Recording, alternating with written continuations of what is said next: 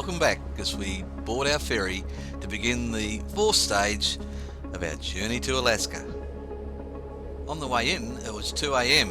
and all we had was navigation lights to follow, but now it's daylight and we're going to enter the renowned Peril Strait.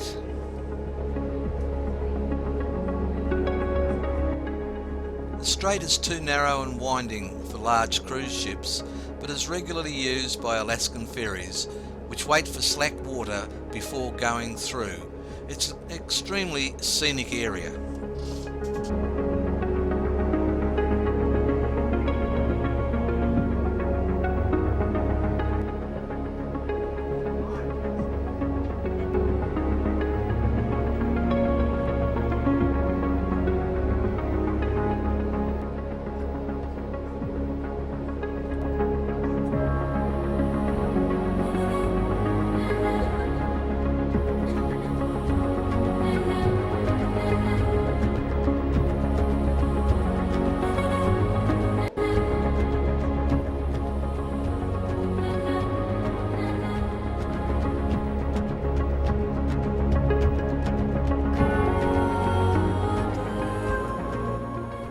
As you can see, there's not a lot of room, especially when the trawler has its booms out.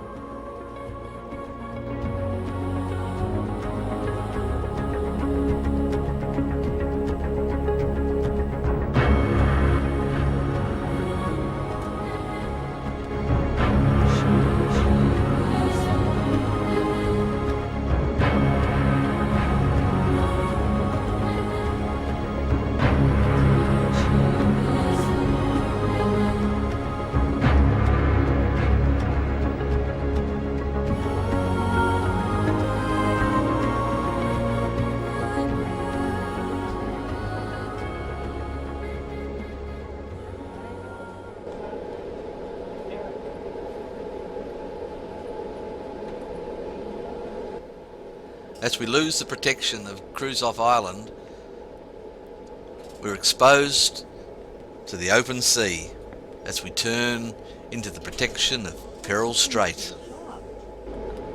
Yeah, turns on a button.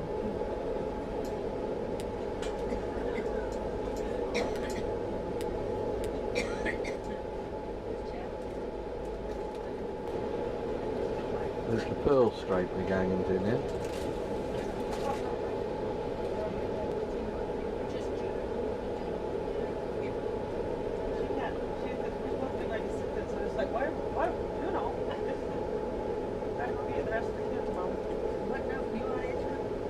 Now we're swinging around and going to the other channel.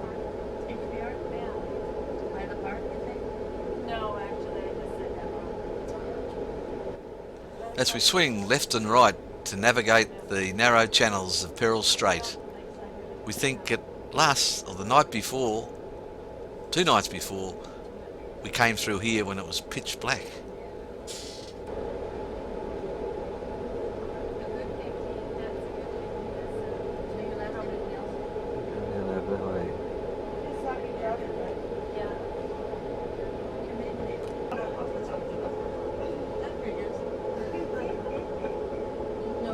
Chart, and that's what we're doing. Moving chart. GPS, I gather. About in the middle there somewhere. That green dot, if you can see it.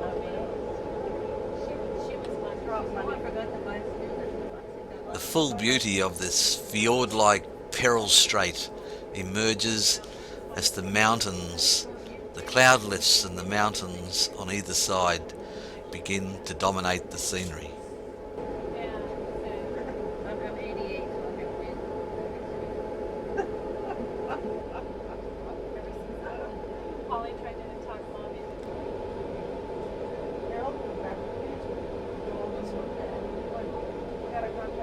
Now coming up to the tight spot.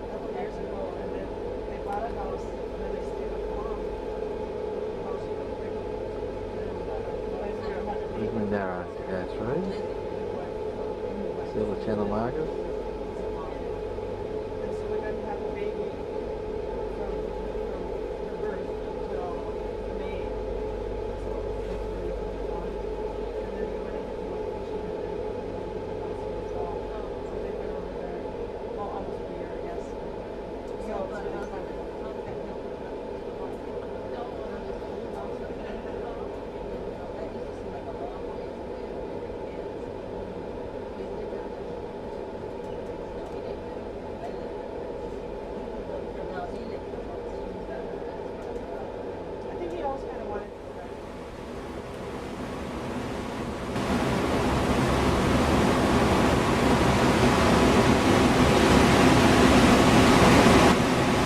Well, we're now full bore in the Chatham Strait. We'll pass the icy strait on our left a bit further down and then hang a right at the start of the Lynn Canal and head into Juneau.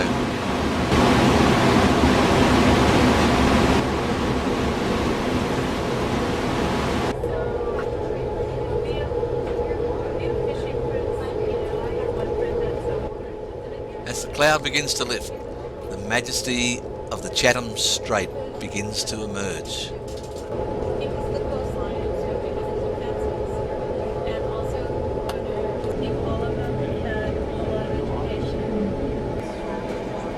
Here we are, so coming to... After turning from the Lynn Canal towards Juneau, we catch our first glimpse of the Mendenhall Glacier.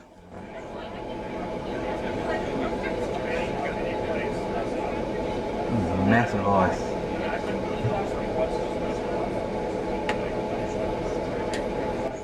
And this is what the face of the Mendenhall Glacier looks like.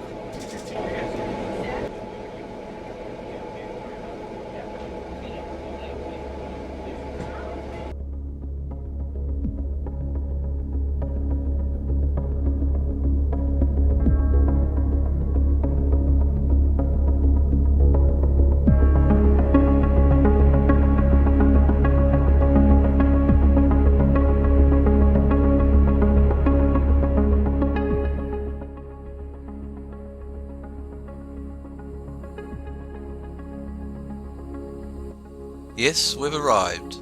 The Juneau waterfront, built on the side of a mountain. Just as it did for the Territory, gold put Juneau on the map.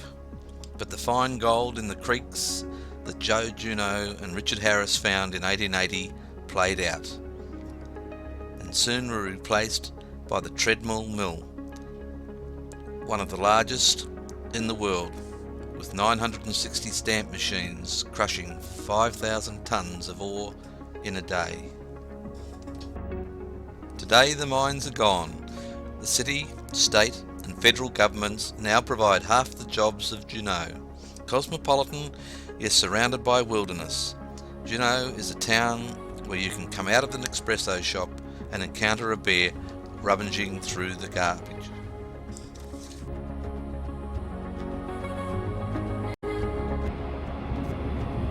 Now this is looking to the southeast of Juneau, the other way, on the other shore, on the south shore, by the housing accommodation along here, and of course the obligatory boat. It's a Norwegian liner.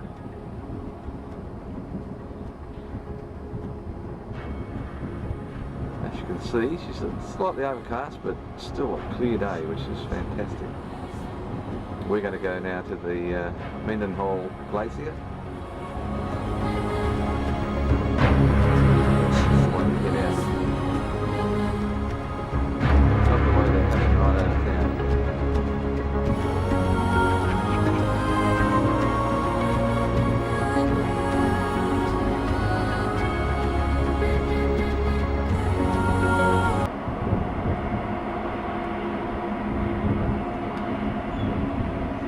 Have on otters, I think. Turboprops.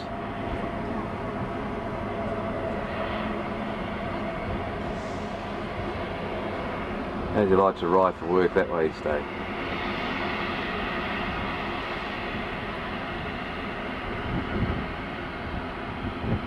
It's clear there's nothing ahead of him. Spin around.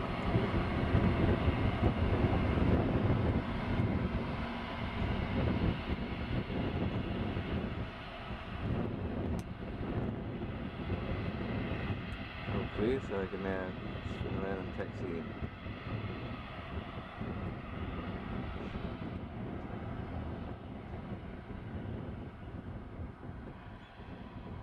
Here they are, all lined up downtown.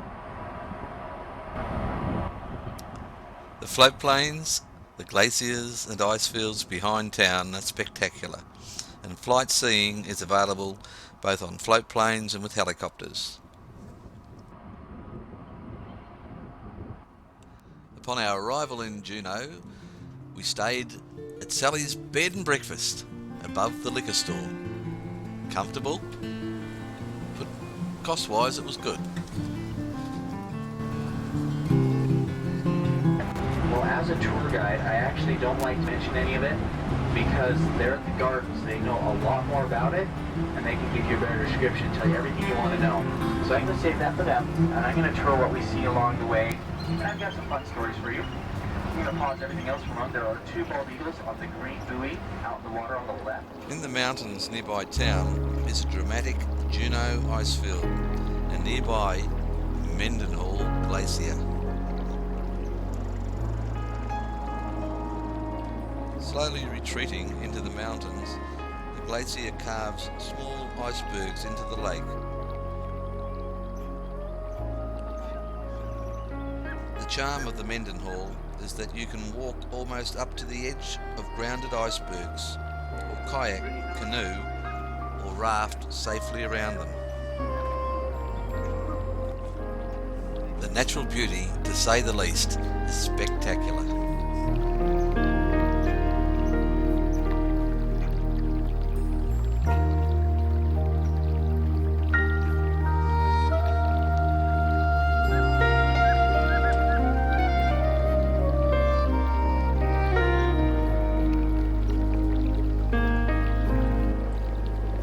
Here's an ice block. Floated in from the glacier. Nice crystal.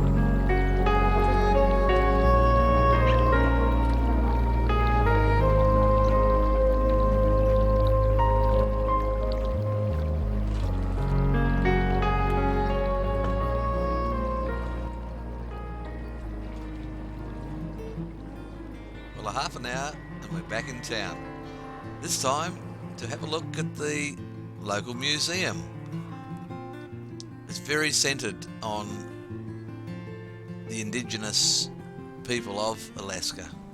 As you can see, the breakup of the different groups such as the Aleut, Tishkan, the Haida, some of the art or boats that they used to build, the hide boats, and the canoes, the simplicity of them. What they did with little was amazing. Beautiful weaving. And believe it or not, these are sunglasses. And now for just a quick look around town before we head out back to the ferry terminal to head north towards Haines and Skagway.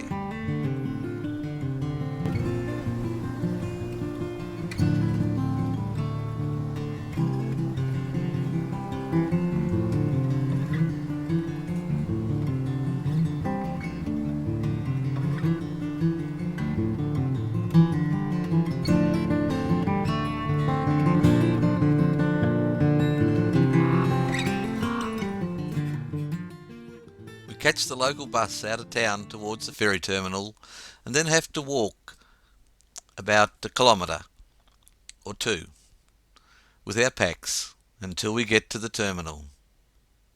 And there it's once again onto the ferries as we head north from Juneau up to Haines and then off to Skagway to the right.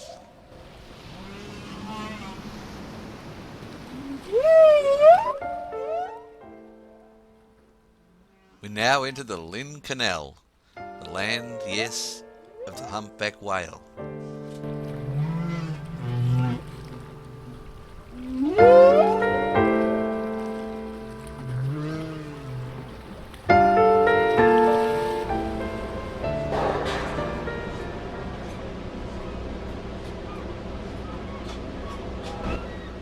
Soon we enter Haines, where we begin the last leg of our trip on the boat to Skagway.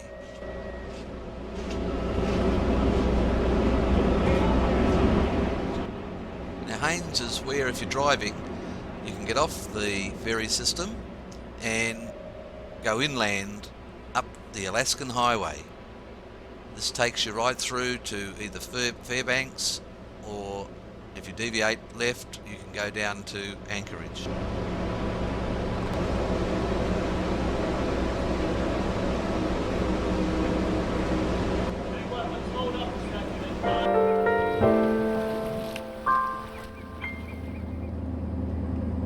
Good evening, passengers. We have arrived at our Haines terminal.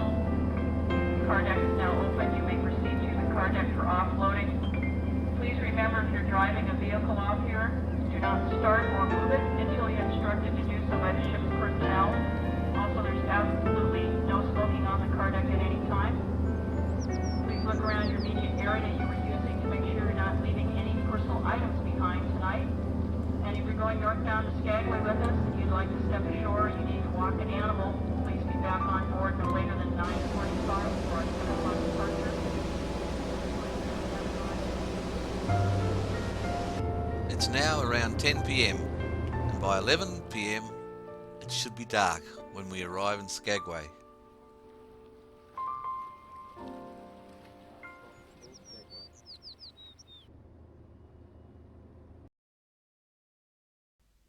Well, we got picked up at the ferry and taken to the Skagway Home and Hostel and Gardens, where we stayed the night. A place of a lot of history, even some murders. That out early on. Here off to our left-hand side, we have the Red Onion Saloon. This was a famous bar and brothel back during the Gold Rush era. Now it's just a brothel. Also coming up on our left-hand side, we have the Arctic Brotherhood building, built in 1899. It's made up of over 8,000 pieces of driftwood. It's one of the most photographed buildings in Skagway Gold Rush. We actually went up into the Yukon area. Can't hear you. Sorry, he went up to the Yukon area, being pulled by a sled of goats. He remained Crimson Clock was a gentleman during the Gold Rush who owned a jewelry store. Sounds kind of similar today, lots of jewelry stores around. And so he owned a jewelry store and he used that rock wall as his advertising. Coming up on our left-hand side, we have Cornington Alaskan ivory. I would highly recommend going into this store because at the very back they have a museum that you can look at for free. And it's a museum where they have the history of Alaska and the Gold Rush carved on ivory tusks. It is really cool. The artistic quality of it is just excellent. Off to our right-hand side, we have a theater. This is where they have the play, the Days of Dangerous Days of 98. And so, with our arrival in Skagway, our retracing of the waterborne means of travel to the Alaskan frontier on the Alaskan Marine Highway comes to an end, with the next stage of our journey to cross the White Pass Mountains into the interior of Alaska and onto the Yukon. So come join us as we seek out the fifth stage of our journey, the mighty Mount McKinley. See you then. Below that old white mountain, just a little southeast of Nome, Sam crossed the majestic mountains to the valleys far.